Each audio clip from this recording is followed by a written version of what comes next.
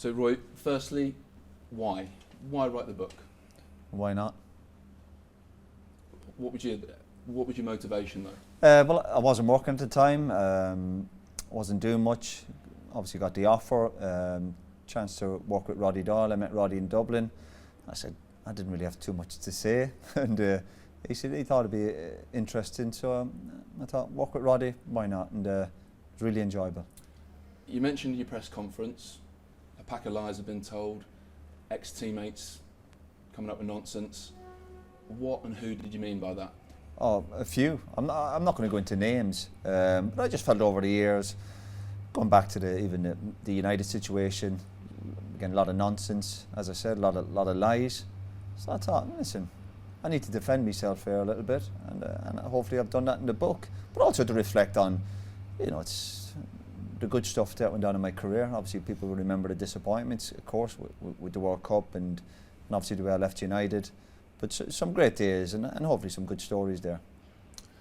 As part of the book, chapter 4, which reads almost as a direct response to some of the things Sir Alex wrote about you.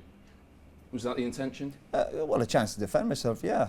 When people talk nonsense about you and they think it's okay, I thought, no, I've got to defend myself here, particularly for a manager to talk about me, and to be fair, some of my ex-teammates, and criticise us for a team that brought him a little bit of success, a few medals along the way, and I think he earned a few quid as well, and to sit back and accept that, I thought, no, enough's enough. I don't know what people are frightened of.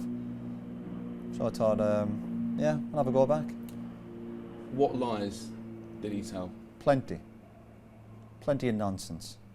Both situations when I left, the way I was handling myself. No, nonsense. I thought, no, I'm going to get my side of the story out. The way I was portrayed, the way I left United, as if I was some sort of head case, slagging everybody off. The way I was treating players and younger players. No. He said in his book you couldn't accept that you weren't the Roy Keane of old, that it was a team in transition, and you tried to address that in the book as well. Well, that's nonsense, obviously. I was 34 years of age. Of course I wasn't going to be the player I was when I was 26.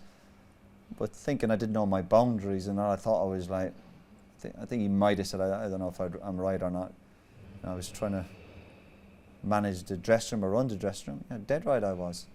That's what you do when you become a senior player. Just you get these responsibilities thrown at you. Yeah, no, I knew my boundaries. I knew what I was at. I wasn't expecting a 5-year deal coming through. Put it that way. I was 34, but the way I left disappointed me, because I think that Ferguson and Gill and United should have done better by me. Absolutely, for sure. And I knew that was the game. But for a few years later, for people to start throwing accusations against me, it was crap. Is it sad to you that it's come to this? No. A great manager, his on-field leader, doesn't... No. Why should it sadden me? The two of you worked so well together, brought so much success. Yeah. Well, it was business, wasn't it? It's business. And the fact that, he's Ferguson to you now. Patrick Vieira, your great rival, is Patrick in the book. A lot's changed since you... I'm being quite polite by saying Ferguson, let me tell you. I could think of a lot worse things to say. What's got you feeling so strongly about him? Well, the way he treated me.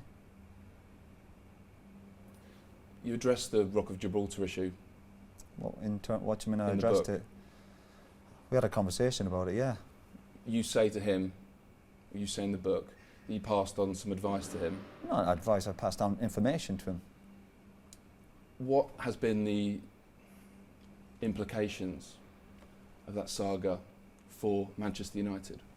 I'm not sure. No, I don't know where you're going with this question. I just wondered what you thought the knock-on effect of that whole issue. You said there's negative energy, you say that in there was at the time, yeah. There was at the time.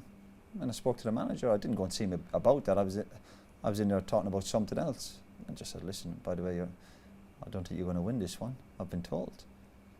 But of course the manager, obviously, was on an ego trip, power trip. And like I said in the book, he didn't even own the horse.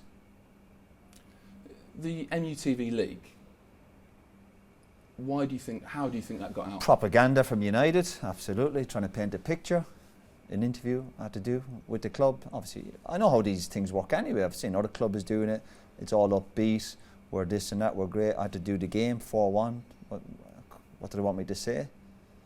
That the team played well. I said, listen, poor. The team was poor. But this idea that I was ranting and raving, again, the usual nonsense. The tape had to be destroyed. What other rubbish? But the good thing for me, we had a chance to watch it with the players before I left, and it was fine. Players, ask any of the players who watched it, but it was just a bit of propaganda, you know. Do you feel like there was some sort of conspiracy? You say in the book that the that might be strong. you. No, that's a strong word, but they certainly were happy to paint a picture that I was some loose cannon slagging everybody off in videos and criticising the staff and the players. Absolute nonsense. There's a lot of warmth in the book towards Manchester United. I should say that. How do you feel about the club? The club now? Listen, when you've played for a club like Man United for 12 and a half years, great memories. And the best part was always the lads I worked with. You win a few medals, you get a few quid along the way, but the dressing room we had at United was absolutely fantastic. So this idea that, you know, there wasn't good lads there or anything like that, or I'd lost a plot at the end, or people were intimidated by me, absolutely not. You ask any lad who was in that dressing room, absolutely brilliant. That was one of our strengths. Obviously we had good players and we knew how to win football matches, but good spirit, good hunger, good desire from all the players. Absolutely brilliant. So for Ferguson to turn around and kind of, not just me, criticise other players, you know, ridiculous, absolutely ridiculous. Has it been tarnished for you? Look, it came up in the press conference. Great unit, great success, nonsense, as you say, from ex-teammates. Has that tarnished the memories of the dressing room? No, not really. No, it's okay. But I was never one for looking back anyway and going, listen, they were great days and living in the past. No. Great days, but obviously you have to move on as well. If you, as I said, you speak to any ex-player who's played for Man United for a decent period of time, they'll always tell you it's a great club, and it is. And it's just that it's a pity that people obviously didn't appreciate that. Parts of the book again, but is revenge too strong a word for what you wanted to take with it? Yeah, that's too strong a word, yeah. Retaliation is probably better. Moving on to Ireland, do you feel, looking at the last book, you've come full circle with that the glass is half full? Yeah, I think so. I think it was a great opportunity from a selfish point of view to get back involved, to work with Martin and the players, and obviously we have a tough campaign coming up. But after the disappointments I suppose I had as a player with Ireland, I got involved in a lot of, I suppose, the politics of it, shall we say. No, it's good to be back involved, and I count my blessings. And you talk about being, well, obviously you've always been proud to be Irish, but that feeling's grown. Yeah, well, of course, yeah. It's always been there, but sometimes you just appreciate it more when you get a chance to come back and work with the national team, because it was always there. Unfortunately, again, there was a bit of spin from different media saying, I didn't want to play for my country and all that nonsense. So, not to come back and get involved and try and enjoy it a bit more. Does it mean more to you what you're doing now because of the bad times? No, I think you just appreciate it. There's obviously more responsibility now when you're working on the staff. You obviously want to do well. It's been a difficult few years for the team. So yeah, there's that responsibility. You want to go out and do well, of course you do. But that's always been there. What would be your dream job? You talk in the book about how you feel suited to international football. And again, you talk with a lot of warmth about Manchester United, about going there with your son, being the Manchester United manager, being the Republic of Ireland manager. I never look too far ahead. I think in this game, you don't know what's around the corner. What I do know is I'm delighted with the couple of roles I've got, working with Ireland and Villa. What might happen next week, I haven't got a clue. As I said, I think it's a dangerous game to look too far ahead. My mindset at the moment is let's try and win on Saturday, and that's all I'm thinking about. There's humour in the book, which has perhaps been missed. Tell us about your first team talk as Sunderland manager. Yeah, well, obviously we go into it in the book. I didn't go too well because I was speaking about a player who'd been sold by Derby about a week earlier, which, strange enough, actually helped everybody.